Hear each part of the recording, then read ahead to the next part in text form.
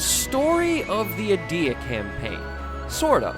Everything you need to know about the first 9 episodes of Dungeons & Dorkheads the Adia campaign. Whether you want a quick refresher on what's happened in the story so far, or you just want to jump right into the story where things start getting good. Spoiler alert. The Adia campaign takes place on the planet Rolinda, on the continent of Adia, which is why it's called the Adia campaign. For more information on the setting of Adia, there's an interactive map in the description of this video, and every single episode of Dungeons & Dorkheads. There's also some free wallpapers down there that you should check out. The party consists of 4 members. Nicholas, the group cleric, an elven scholar from the elven capital of Elvania. Zach, the human warlock, who is a clown and paranormal investigator, and also from Ashdale. Sandra, the fawn ranger, born overseas but due to complications was raised by elves in Shurthor. And Adia, a Starcaller spellcaster who is so mysterious and so difficult to narrow down that nobody could figure out what she even was until episode 5 when we finally asked. And we're still not entirely sure.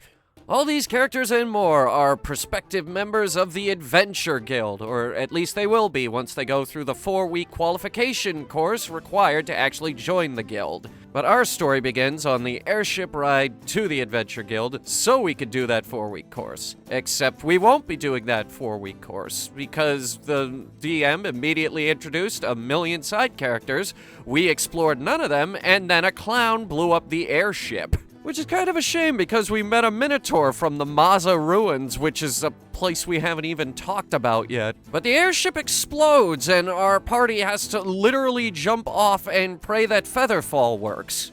Which it does. Adia literally saved everybody and then immediately decided to make coffee. As the previously mentioned exploding airship rammed directly into the Adventure Guild. Chaos ensues and the party goes to investigate, except Adia, who keeps making coffee. Upon arrival, the party runs into a manticore, which is immediately killed by a dragon, which is immediately killed by a lich, which is immediately killed by the party. Because the cleric filled it with so much radiant energy, it looked like the sun.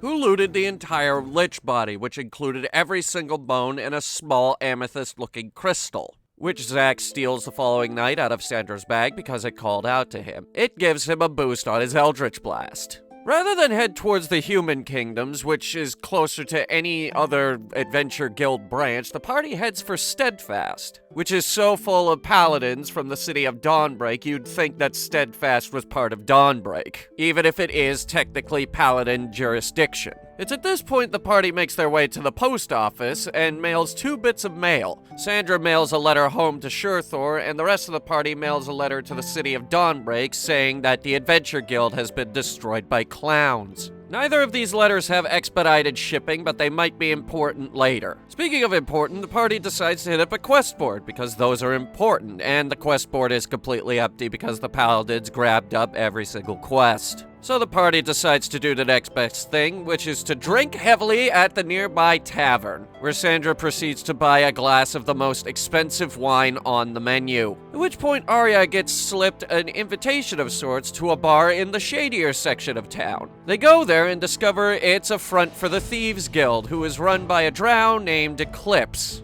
And he says, do for me one of these quests 3.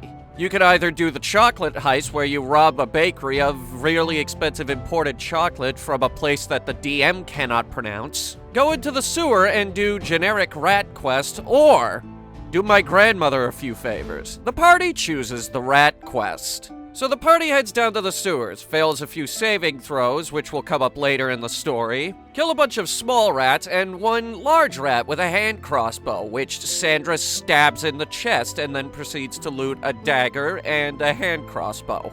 Following a short rest, they come to the Rat Castle, which is really just a dilapidated-looking fort surrounded by dirty water. After several failed attempts to try and get inside, they spot a piece of driftwood in the moat, which Sandra attempts to lasso, and then is immediately pulled into the water by a mutant muck beast, which proceeds to devour her spleen. By the way, it's actually an Adia.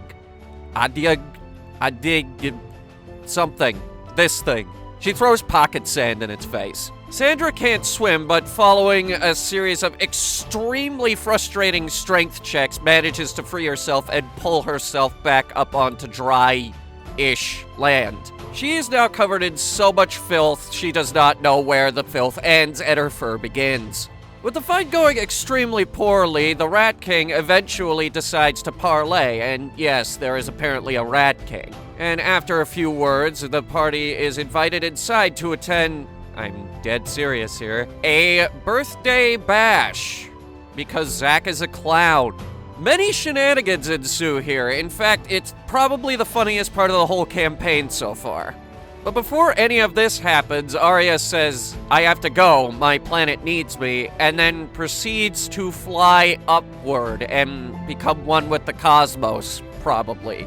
We're not entirely sure what happened, but Adia left the campaign, leaving just Sandra, Zach, and Nicholas to carry on and start making terrible decisions. Terrible decision number 1, in defiance of God, man, and all that was right with the world.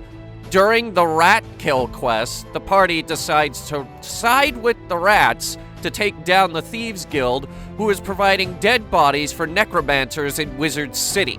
This is bad news for everybody, so the party agrees to work with the Rat King and then proceeds to leave, failing an extremely important perception check, which will come back to haunt them very, very soon. Sandra is currently carrying a piece of cake, which she proceeds to carry out of the sewers, all the way back to town, back to the tavern, and to the bathtubs because it is time to have a bath. Everyone was filthy, and this was the next logical step. While they were there, they met a friendly kobold who ate Sandra's slice of cake, and some not-so-friendly cat thieves who wanted to know why they were parlaying with the Rat King. After an extremely awkward conversation, it basically comes down to your money or your life, to which Sandra says no, and then gets one shot, floored, and then robbed of all of her money.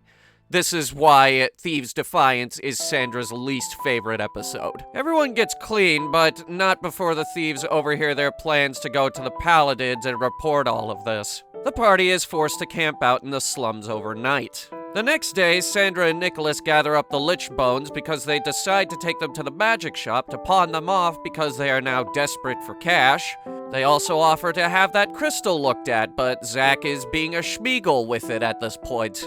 The walk through town leads to some very unfortunate events. Remember when I said Thieves' Defiance was Sandra's least favorite episode? That was before this episode, which is literally the episode right after. She flags down a group of paladins who are very, very stupid, get themselves killed on the way back to their campsite, and Sandra starts a street fight, where she and Nicholas get knocked out.